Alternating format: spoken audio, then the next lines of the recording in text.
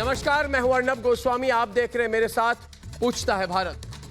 देशवासियों, भारत में इस समय कोरोना के मरीजों की संख्या 1,29,000 से ज्यादा हो गई है, जबकि अकेले में महाराष्ट्र में लगभग इसका 48,000 पहुंच चुका है। मतलब ये कि 1/3 कोरोना पीड़ित सिर्फ महाराष्ट्र में है, लेकिन महाराष्ट्र इसका जिम्मेदार खुद को नहीं मान रही है। पहले मजदूरों के हालात के लिए केंद्र को जिम्मेदार ठहराया, उसके बाद आरोप लगाया कि केंद्र सरकार मजदूरों के लिए ट्रेन नहीं दे रही है। लेकिन एक कहावत है ना कि अपने पैर पर कुल्हाड़ी मार लेना। ट्रेन वाले झूठ महाराष्ट्र सरकार की हालत वैसे हो गई है। कल उद्धव ठाकरे ने कहा कि वो हर दिन 100 ट्रेन में प्रवासी मजदूरों को भेजना चाहते हैं, लेकिन उन्हें केंद्र सरकार की तरफ से मदद नहीं मिल रही है। रेलवे ने तुरंत 125 ट्रेन की व्यवस्था कर दी। इसके बाद रेल मंत्रालय की तरफ से यात्रियों की लिस्ट मांगी गई। ये लिस्ट क्यों मांगी गई, मैं आपको समझाता हूं। प्रवासी श्रमिक जो ट्रेन से आ रहे हैं, पहले उनकी जांच होती है, यात्रियों की संख्या पहले से तय होती है। इसका मतलब रेलवे को काफी तैयारी पहले से ही करनी पड़ती है। लेकिन जो महाराष्ट्र सरकार 100 ट्रेन मांग रही थी, वो सिर्फ 35 ट्रेन के यात्रियों की संख्या बता पाई। तो क्या राज्य सरकार मजदूरों से हमदर्दी वाला नाटक कर रही थी? क्या मजदूरों के नाम पर सिर्फ झूठ फैलाया जा रहा था? या सिर्फ महाराष्ट्र नहीं, देश के हर श्रमिक, हर जरूरतमंद से मजाक है जो इस वक्त परेशानी में है? इसलिए आज पूछता है भारत कि अगर उद्धव ठाकरे सरकार के पास प्रवासी मजदूरों को भेजने की तैयारी नहीं थी, तो ये झूठ क्यों बोला? बिना तैयारी के मजदूरों को स्टेशन पर भेजकर उद्धव सरकार स्टेशन पर भगदड़ कराना चाहती थी। महाराष्ट्र में कोरोना के मामले सबसे ज्यादा हैं। क्या इसलिए भी केंद्र सरकार ही जिम्मेदार है? और आज का सबसे बड़ा सवाल, अगर महाराष्ट्र की हर मुश्किल के लिए केंद्र सरकार जिम्मेदार है, तो क्या उद्धव सरकार बैठकर सिर्फ तमाशा देख रही है? यह सवाल सिर्फ मैं नहीं, मेरे साथ पूछता है भारत।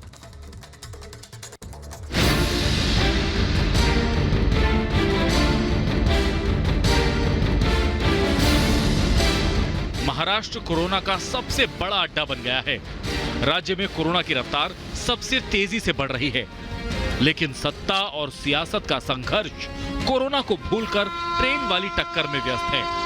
राज्य में सबसे ज्यादा प्रवासी मजदूर हैं। उद्धव सरकार का दावा है कि वो हर दिन 100 ट्रेन से मजदूरों को भेजना चाहती है, लेकिन जब मजदूरों की जानकारी मांगी जाती है तो ना नाम ना पता। तो क्या उद्धव ठाकरे ट्रेन में मजदूरों को भेजने के नाम पर सिर्फ मजाक कर रहे हैं? जिस तरीके से रेल मंत्री ने एक पूरा सोशल मीडिया के माध्यम से, अपने वक्तव्य के माध्यम से इसको एक राजनीतिक रंग देने का काम किया है, वो बहुत ही दुर्भाग्यपूर्ण है। दरअसल महाराष्ट्र सरकार ने कहा था कि राज्य ने केंद्र से प्रवासी मजदूरों के लिए 200 ट्रेनें मांगी हैं। जब कोई राज्य ट्रेनों की मांग करता है तो उसे यात्रियों की लिस्ट भी देनी होती है, ताकि रेलवे अपने हिसाब से स्टेशन तय कर सके और तैयारी भी कर सके। कोरोना के समय में बिना तैयारी की ट्रेन चलाना महामारी फैलाने का जरिया बन जाएगा। आखिर महाराष्ट्र सरकार इस तथ्य की अनदेखी क्यों कर रही है? जो बयान माननीय मुख्यमंत्री जी ने या शिवसेना के सांसदों ने किया है, वो कोरी राजनीति है।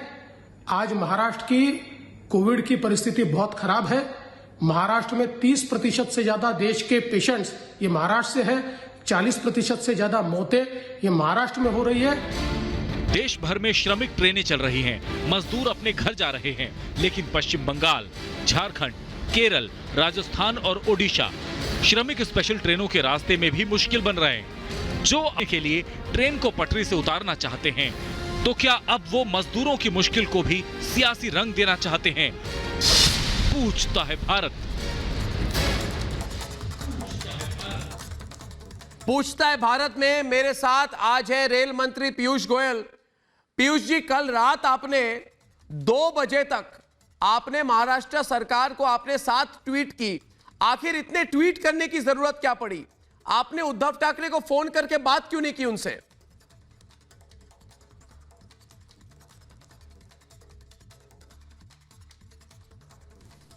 अर्नब जी, मैं स्पष्ट कर दूं, माननीय प्रधानमंत्री श्री नरेंद्र मोदी जी का एकदम हम सबको क्लियर डायरेक्शन है, स्पष्ट निर्देश है कि देश के 130 करोड़ लोगों की हमें चिंता करनी है। ये एक एक हमारा भाई बहन कैसे उसका भविष्य सुरक्षित हो, कैसे वो अपने घर अच्छे तरीके से सुरक्षित सलामत पहुंच पाए, और हम सब दिन रात उस काम में, उस चिंता में लगे हुए।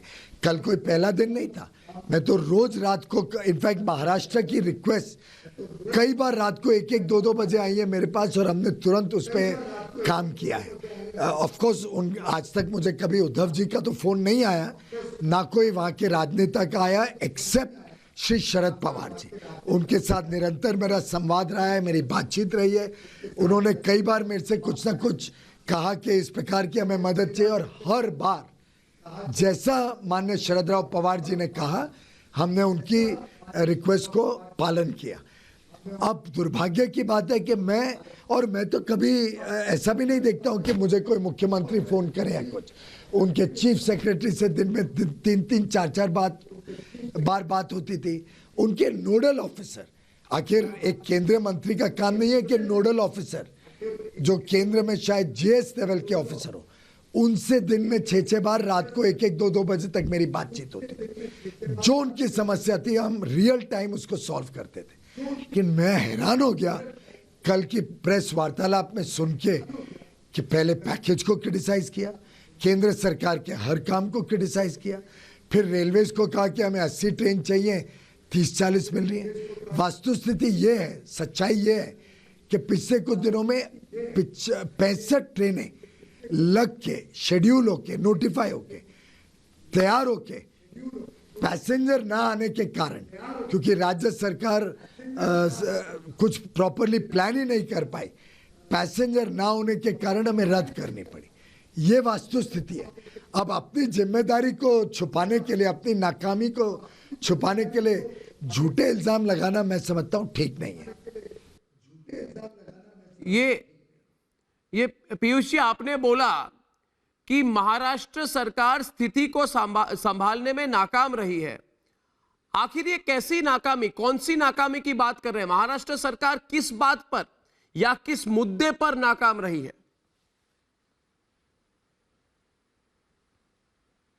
मैं नहीं कह रहा हूं, आंकड़े कह रही हैं, सच्चाई कह रही है जी। हर टीवी चैनल पे मुंबई महाराष्ट्र की सच्चाई दिखाई दे रही है। अस्पतालों का क्या हाल है। अब कल इतना सब होने के बाद 5 बजे से मेरे अधिकारी लिस्ट मांगते रहे कि बताओ कल के लिए क्या ट्रेनें चाहिए। फिर जब नहीं मिली तो 7:15 बजे मुझे ट्वीट जबरान करना पड़ा, क्योंकि अधिकारियों को तो लिस्ट मिल नहीं रही थी। मैं फॉलो अप करते रहा। रात को 12:30 बजे भी मैंने कहा कि अभी तक 12:15 बजे नहीं आई है। उसके आधे घंटे बाद हमें सिर्फ 46 गाड़ियों की डिटेल्स मिली। उसमें भी 5 तो उड़ीसा और पश्चिम बंगाल की थी, जो आजकल एम्फैन साइक्लोन के कारण हम चला नहीं पा रहे हैं। तो रह गई 41 में कुछ केरल की है। हमने तो 41 अरेंज कर दिए। वैसे तो 125 गाड़ियां महाराष्ट्र की तरफ भेजती हैं, पर अब 41 ही नोटिफाई कर पाए। और रात भर मेरे अधिकारी जागे रहे कि इतना लेट लिस्ट आने की वजह से ये ट्रेन ऐसा नहीं है कि भाई आपने अभी मांगी और आधे घंटे में ट्रेन खड़ी हो गई। ट्रेन को प्लान करना पड़ता है, रूट प्लान करना पड़ता है, टाइम टेबलिंग बनानी पड़ती है, कहाँ कहाँ रुकेगी, कहाँ जाएगी। जिस सरकार के पास जा रही है, जिस प्रदेश में, उनको जानकारी देनी पड़ती है। उनको रिसीव करने के लिए बसें अरेंज करना है, डॉक्टर अरेंज करना है, क्वारंटाइन फैसिलिटी अरेंज करनी है। ये सब चीज़ों में मेहनत लगती है, पर शायद उतनी मेहनत करने के आदी नहीं है महाराष्ट्र की सरकार। पर हमको तो सब कुछ नियंत्रण में रखना पड़ता है। आखिर अभी तक 3050 गाड़ियां गई हैं, बहुत अच्छी तरीके से देश भर में गई हैं। कुछ जगह पे समस्या भी आई, पर हम स्वयं सुबह से रात तक देखते रहते हैं कहाँ समस्या है और कैसे उसका समाधान किया जाए। मैं उम्मीद करूंगा आज भी, अभी तक लिस्ट नहीं आई है, अगर जल्दी लिस्ट भेजें, जितनी ट्रेन चाहिए महाराष्ट्र को उतनी हम देने को तैयार है। और उनकी टोटली रिक्वायरमेंट जो हमारे पास आई है वो शायद 151 या कुछ रिक्वायरमेंट अभी तक उन्होंने दी है, कि टोटल रिक्वायरमेंट अंत तक हमने कल सुबह महाराष्ट्र से मांगी थी कि आपकी कुल रिक्वायरमेंट कितनी है, तो उन्होंने कुछ 153 या 151 दी थी और आज की 40 दी थी, तो आज की तो सब निकल गई। अब हमने कहा 153 या 151 जो भी बची है, आप तुरंत जल्द से जल्द हमें बता दो कब आपको कितनी चाहिए, हम सब देके महाराष्ट्र की पूरी रिक्वायरमेंट पूरी कर सके। जहाँ तक पश्चिम बंगाल और केरल का सवाल है, उनको महाराष्ट्र को उनसे बात करनी पड़ेगी और उनकी सहमति लेनी पड़ेगी, क्योंकि पश्चिम बंगाल अभी भी कोई ज़्यादा ट्रेनें लेने के मूड में नहीं है। खुद के मित्रों से भी उन्होंने हमको 15 जून तक कहा है कि महाराष्ट्र से 32 ट्रेनें भेजो। अब हम 15 जून तक क्या श्रमिक ट्रेनें ही चलाते रहेंगे या आगे ट्रेन को नॉर्मलसी की तरफ लेके जाएंगे? तो महाराष्ट्र सरकार ने पश्चिम बंगाल से बात करके ये रिजॉल्व करना चाहिए। धन्यवाद पीयूष जी, बहुत बहुत धन्यवाद। पूछता है भारत में हमारे साथ बात करने के लिए बहुत बहुत धन्यवाद। डिबेट शुरू करते हैं। कमलेश राय शिवसेना से हैं, पहला सवाल उनसे है, आप जवाब दे। प्रेम शुक्ला बीजेपी के, संजय सराफ है, विशाल शर्मा, दानिश कुरैशी, विजय कौशिक। कमलेश राय जी, कुछ बोलने के पहले सोच समझ के बोलना चाहिए था उद्धव ठाकरे जी को। उन्होंने कहा कि हम तो ट्रेन मांग रहे, ये पीयूष गोयल ट्रेन नहीं दे रहे। हम हर बार ट्रेन मांगते हैं, पीयूष गोयल मना करते हैं। हमको इतने ट्रेन, 100 से ज्यादा ट्रेनें की जरूरत है, ये 30-40 ट्रेन देते हैं। अब कल रात तक 7 बार ट्वीट की कि नहीं की विशाल शर्मा, 7 बार ट्वीट की कि नहीं की पीयूष गोयल ने, और क्या कहा जरा बता दीजिए इनको, हो जाए डिबेट शुरू। क्या कहा था? 7 बार ट्वीट करके कहा कि नहीं? कमलेश राय जी को बताइए कि मैं तो 125 ट्रेनों के साथ बैठा हूं, आप सूची भेजिए, पैसेंजर के नाम भेजिए, तो एक भी नहीं। यानी कि झूठ बोल रहे थे मुख्यमंत्री। एक प्रेस कॉन्फ्रेंस में मुख्यमंत्री को झूठ बोलना, क्या ये अच्छा लगता है आपको कमलेश राय जी? खुलेआम झूठ बोला, झूठ पकड़ी गई, पीयूष गोयल ने पकड़ ली झूठ। बताइए आप विशाल शर्मा के पास, आप डिबेट पे आइए। विशाल शर्मा डिबेट पे है, उनके साथ डिबेट कीजिए। बताइए मुझे, आप मुझे बताइए ट्रेनों की लिस्ट कहाँ है? अर्नब जी, उद्धव साहब ठाकरे कभी झूठ बोलते नहीं। अर्नब जी, उद्धव जी कभी झूठ बोलते नहीं। उद्धव साहब हमेशा सच बोलते हैं। यहाँ से लिस्ट गई है, अभी उन्होंने बताया कि उसमें डॉक्टर अरेंज करना पड़ता है, दूसरे अरेंज करना पड़ता है, उसके वजह से डिले होता है। तो आपको जो यहाँ की लिस्ट जारी है उनका भी उत्तरदायित्व बनता है भारत सरकार का कि लोगों को मदद करें। यहाँ से लोग पैदल जा रहे हैं, लोग रास्ते मर रहे हैं, वहाँ बॉर्डर पे रुका के रखते हैं सरकार को और झूठ बोलने की आदत भारतीय जनता पार्टी के लोगों को, हेल्थ स्टेटस देना था। शिवसेना के नेता 1.5 लाख मजदूरों को मजबूर किसने किया? 1.5 लाख मजदूरों को मजबूर उद्धव ठाकरे की महाराष्ट्र कांग्रेस सेना वाली सरकार ने किया है। पीयूष गोयल और रेल मंत्रालय ने साहब 125 ट्रेन अरेंज कर दी। ये आज के जमाने में कुछ आसान काम नहीं है। कोविड के टाइम पे पूरा सिग्नल मैन, एक स्टेशन से दूसरा स्टेशन, भारत के लेफ्ट और ब्रेथ में जाने वाली ट्रेनें हैं। ये बहुत अभूतपूर्व कार्य किया है। रात के 1-2 बजे के कोई मेहरबानी थोड़ी कर रहे हैं। लेकिन आपको क्या करना था?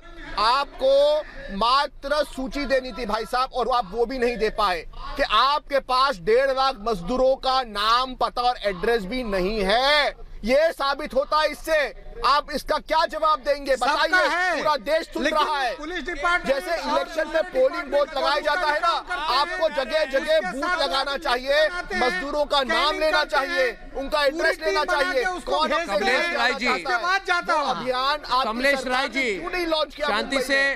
प्रेम शुक्ला भी डिबेट पर है। प्रेम शुक्ला जी, दानिश 1 मिनट, दानिश कुरैशी जी चलाइए मत, दानिश कुरैशी जी चिल्लाइए मत। लोग देख रहे हैं, क्या समझेंगे? जितने लोग देख रहे हैं आपको ऐसे चिल्लाते हुए कोई देखे तो लोग तो मजाक उड़ाएंगे ना। आप मजाक मत, नहीं आप चिल्लाइए मत, आपको मैं जरूर एक्सपोज करूंगा। सुनिए मेरी बात। महाराष्ट्र सोनिया सेना की सरकार ने क्या कहा? बात करने के तो ये राजनीति से ज्यादा कुछ भी नहीं है। जी अर्नब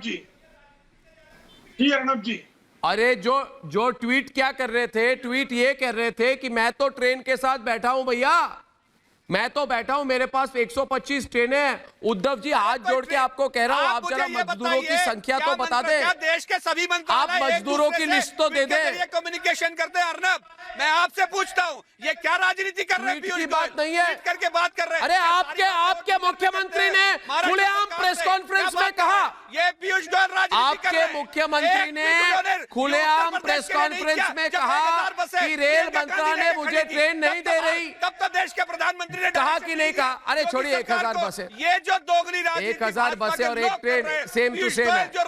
सुनिए मेरी बात, देखिए आपको देखिए आप मुझे ये बताइए, एक दानिश जी अब प्रेम शुक्ला जी आपको जवाब देंगे।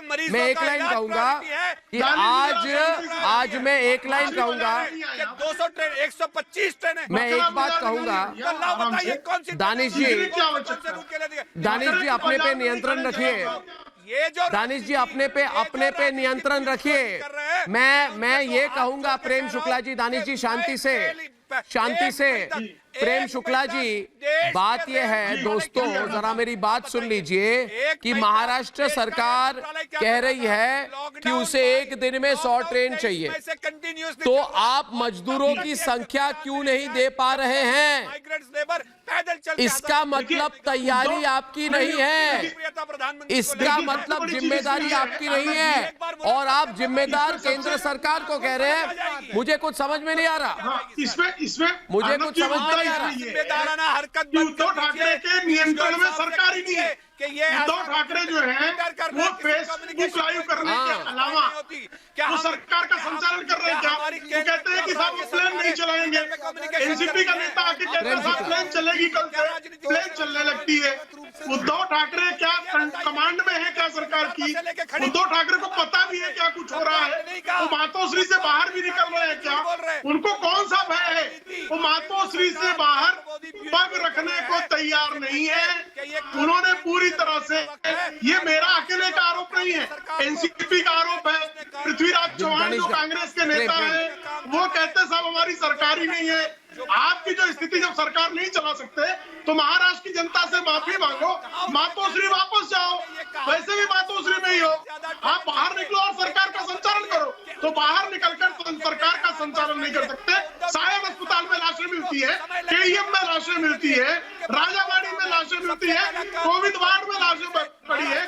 आप कौन सी सरकार चला रहे साहब? रेल मिनिस्ट्री में आपने कह दिया हमारे पास 80 ट्रेन चाहिए, रेल मंत्रालय ने कहा 125 ट्रेन दी, लिस्ट आपके पास है नहीं, पूरी लिस्ट आप अगले आखिरी ट्रेन चलने 135 की लिस्ट, पैसेंजर लिस्ट कहाँ है?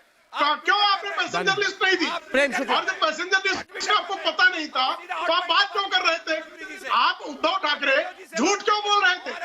अरे आपको जो पता ही नहीं है कि महाराष्ट्र में शासन आप लोगों के म्युनिसिपल कॉर्पोरेशन में नियम कैसे चल रहे हैं, एक मिनट दानिश जी शांति से, रेलवे कैसी चल रही है, काहे तो मुख्यमंत्री है बयान देने के लिए, फेसबुक लाइव करने के लिए। तो आप महाराष्ट्र सरकार को डिस्टर्ब ना करें कोविड से लड़ने में। अगर उनकी मदद नहीं कर सकते दानिश जी, उनके बीच में रोड, दानिश जी एक मिनट, विजय कौशिक जी डिबेट पे आए संजय सराफ के साथ। देखिए विजय कौशिक जी, आप लोगों को आंकड़े नहीं पता होते हैं, बिना तथ्यों के आप लोग बहस करते हैं। मैं तथ्य बताता हूं आपको, मैं ये कह रहा हूं, क्या पीयूष गोयल को आंकड़े मालूम है? अब तक 65 ट्रेन रेलवे को कैंसिल करनी पड़ी क्योंकि राज्य सरकारों ने ट्रेन तो मांग ली लेकिन उनके पास तैयारी नहीं थी। सुनिए मेरी बात सुनिए संजय सराफ जी, 1 मिनट और लूंगा। एक ट्रेन कैंसिल होने पर दोस्तों, एक ट्रेन कैंसिल होने पर 50 लाख रुपए का नुकसान होता है। बताइए इसके लिए जिम्मेदार कौन है? बताइए। इसके लिए पीयूष गोयल जिम्मेवार हैं। मजदूरों का जो 65 ट्रेनें कैंसिल हुई है उद्धव ठाकरे की वजह से। उद्धव ठाकरे ने प्रेस में आके खुलकर बोला था, दोनों एक साथ नहीं, दोनों एक साथ नहीं, दोनों एक साथ नहीं था कि दोनों एक साथ नहीं, सेंट्रल गवर्नमेंट हमें मदद नहीं कर रही है, हम मजदूर भाइयों को अपने घरों में भेजना चाहते हैं। असल में अर्नव जी, ये लोग राजनीति पहले से ही कर रहे हैं। इन्होंने 3-3, 4-4 बार मजदूरों को बॉम्बे में सड़क पर बुलाया, सड़क पर उनको घुमाया, फिर लाठीचार्ज किया। वो बेचारे न कोई खाना दिया न कुछ दिया, और ये लोग झूठ बोलते रहे पहले से ही। अगर इन लोगों ने मजदूरों को हकीकत में मदद करनी थी, नांदेड़ में जो एक्सीडेंट हो गया उस एक्सीडेंट को ये बचा सकते थे। ये मजदूरों को गाड़ी देके बॉर्डर पर छोड़ देते। अगर इनके पास, इनको सेंट्रल गवर्नमेंट ने पैसा दिया, वो पैसे का हिसाब नहीं है। 65 गाड़ियां कैंसिल हो गई। इनको उदय ठाकरे को इसमें पूरे देश के सामने आना चाहिए। इनको आदत पड़ी है राहुल गांधी और प्रियंका गांधी की तरह झूठ बोलने की। ये खाली झूठ बोलते हैं, झूठ बोलने से काम नहीं चलेगा। आज माननीय रेल मंत्री ने आप लोगों को टोटल एक्सपोज किया। आप लोग कह रहे थे कि हमें ट्रेनें नहीं मिल रही है। हमने सेंट्रल गवर्नमेंट से 125 ट्रेनें दे दी, और 125 ट्रेनों में आप लोगों ने खाली 46 ट्रेनों का सूची दे दी। बाकी ट्रेनों की सूची है कहां पर? सुविधा नहीं दे पा रहा और केवल विशुद्ध रूप से राजनीति कर रहा है। यूपी में जितने मजदूर वापस जा रहे हैं, आप समझिए, कुर्सी छोड़ देनी महाराष्ट्र चाहिए। में जो भी बिजनेस और धंधा हो रहा है वो सब इन मजदूर भाइयों की वजह से, जो यूपी और बिहार से मजदूर वहां पर आते हैं और काम करते हैं। विजय जी, वैसे मैं कहना नहीं चाहता, मगर सच मैं कहूंगा अभी, सरकारी नीतियों के कारण तो आप जरा मैं रिक्वेस्ट करता हूँ, मैं रिक्वेस्ट करता हूँ। विजय जी एक मिनट, विजय जी एक मिनट, विजय जी एक मिनट। देखिए कमलेश राय जी, मैंने एक बात का मैंने प्रण लिया हुआ है कमलेश राय जी की, कोरोना को लेकर मैं राजनीति नहीं करूंगा, मगर कोरोना की सच्चाई और महाराष्ट्र की सच्चाई आज जो है वो आप भी जानते हैं, प्रेम शुक्ला जानते हैं, विशाल जी जानते हैं। एक मिनट मेरी बात सुन लीजिए। विशाल जी और कमलेश राय जी डिबेट पे आएंगे। दोस्तों, आज महाराष्ट्र में क्या स्थिति है मैं क्या बताऊं मैं आपको। मुंबई की क्या हालत है आज। हाँ विशाल जी, आप मुंबई के हैं, क्या बताएं हम लोगों को। कमलेश जी, क्या हालत है, आपने सोचा है कभी?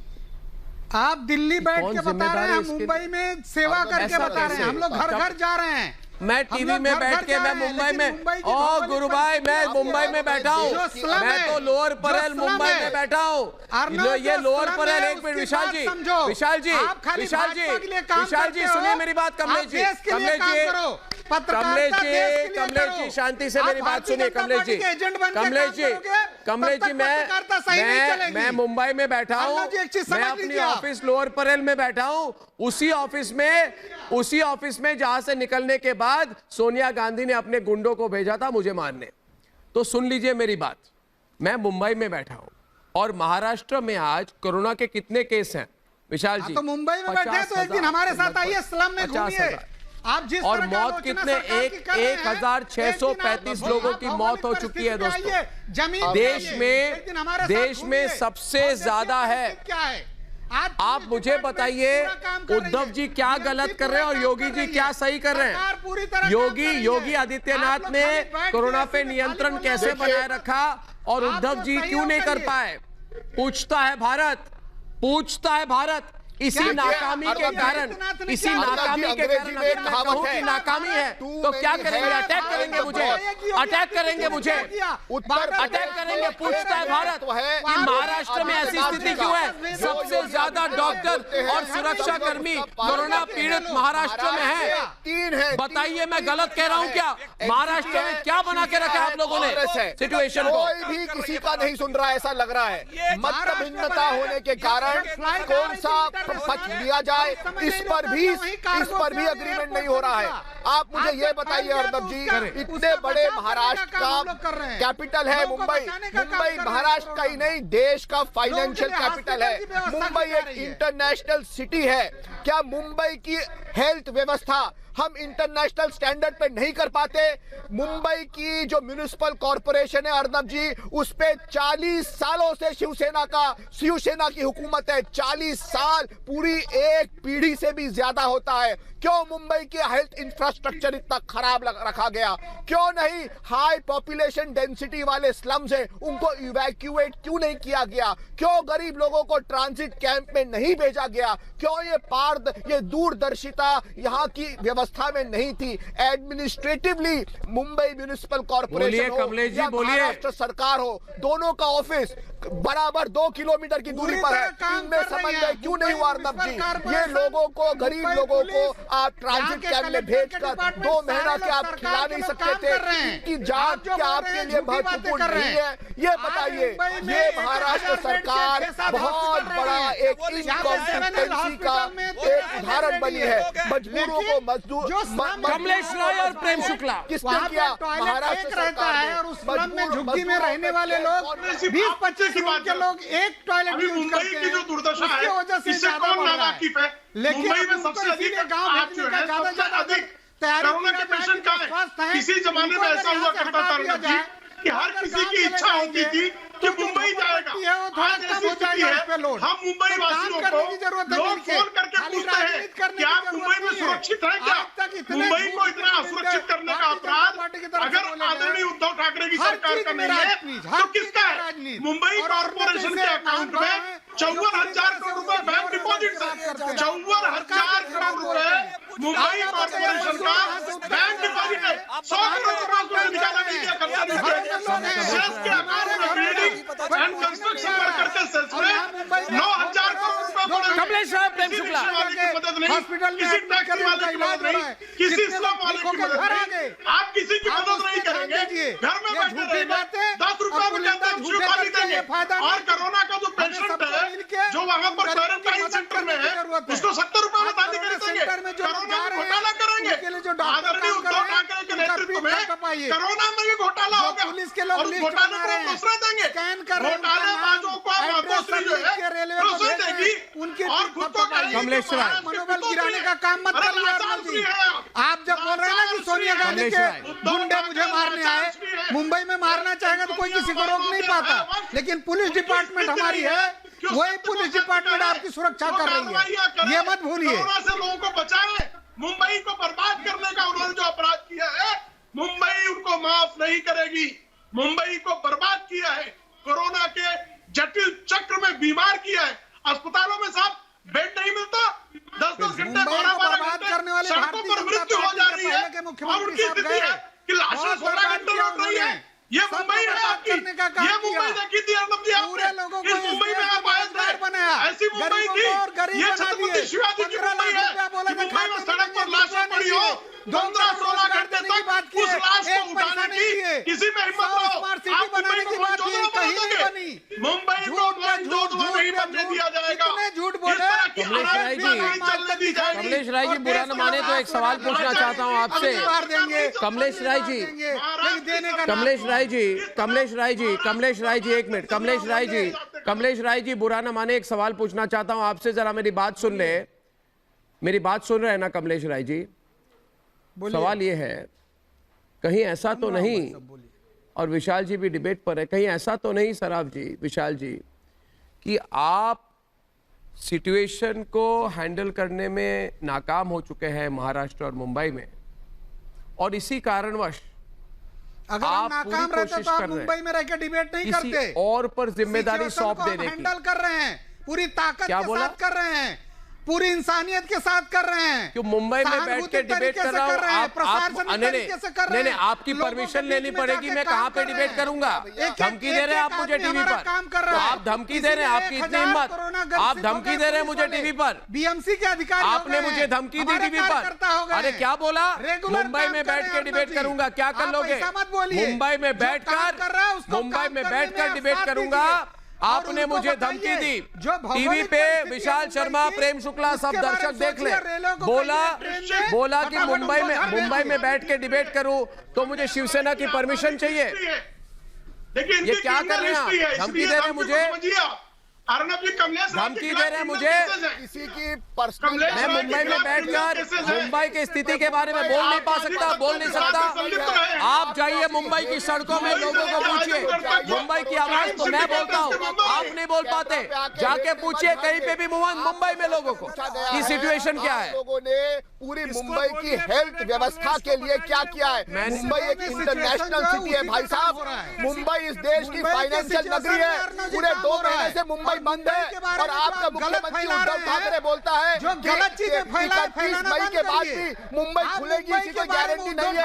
आप लोगों के बिजनेस के साथ मजाक कर रहे हो, लोगों के जीवन के साथ मजाक कर रहे हो। सवाल मेरा ये है, सवाल मेरा ये है, सवाल मैं दोबारा करूंगा और शायद कमलेश जी मेरे सवाल का जवाब देंगे। संजय सराफ जी, सवाल मेरा ये है कि कहीं ऐसा तो नहीं कि आप महाराष्ट्र और मुंबई की सिचुएशन को हैंडल नहीं कर पा रहे, इसलिए आप बोल रहे हैं कि ट्रेन नहीं आ रही, पीयूष गोयल ट्रेन नहीं भेज रहे, केंद्र सरकार ने ये नहीं किया, वो नहीं किया।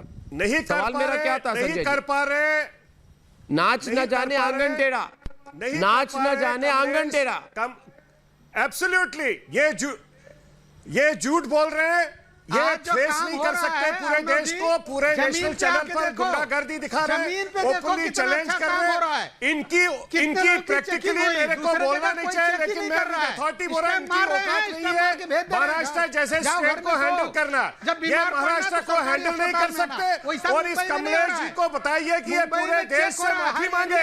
The way he has behaved, the way he has spoken there is unfortunate and disgusting on their part. इन्होंने पूरे महाराष्ट्र को खराब कर दिया। इन्होंने पूरे देश में 45% से ज्यादा केसेस जो है, वो जो कोरोना के केसेस है 45% खाली महाराष्ट्र से। शर्मानी चाहिए आपको। यूपी को देखिए आप, यूपी में 23 करोड़ लोग हैं, उसके बावजूद वहां पर 4,000 से ऊपर कोई केस नहीं हो रहा है, और महाराष्ट्र में आप लोगों से कोई केस हैंडल नहीं होता है। आप लोग छोड़ दीजिए, आपकी औकात नहीं है महाराष्ट्र चलाने की। आप लोगों ने बर्बाद कर दिया, आप पूरे लोगों को मारने का काम कर रहे हैं। तुम्हारी औकात है बोलने की। मजदूरों को आप लोगों ने जाति के मजदूरों को खाना नहीं दिया, उसके बाद मजदूरों को आपके अधिकारियों ने बोला कि आप चले जाओ, बेचारों को आप मारने का काम कर दिया। तुम्हारे जैसे लोग समझाएंगे महाराष्ट्र में कैसे और क्या बताएंगे? हम बताएंगे आपको। आपकी औकात नहीं है। आप देखिए, अपनी क्रेडिबिलिटी देखिए, अपने चीफ मिनिस्टर की क्रेडिबिलिटी बंद कीजिए। आप मैं व्यक्तिगत बात में नहीं जाना चाहता। कमलेश राय जी और संजय सराफ जी, मैं एक बात ही कहूंगा कि आप लोगों को एकजुट होकर इस सिचुएशन को हैंडल करना चाहिए। कमलेश राय जी इधर बोलकर कि केंद्र सरकार ने नहीं किया, ये ट्रेन नहीं भेजे, वो नहीं हुआ।